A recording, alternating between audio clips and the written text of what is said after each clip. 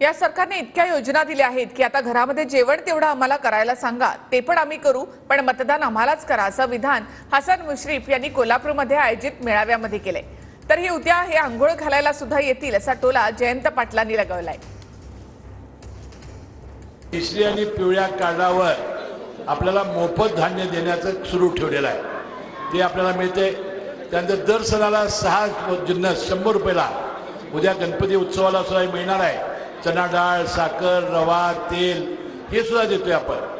म्हणजे मला सांगा, एवढ्या मोठ्या योजना या महिलांसाठी आणल्यानंतर आता फक्त तुमच्या घरामध्ये जेवण जेवढं आम्हाला करायला सांगा, आम्ही ते सुद्धा करून देतो।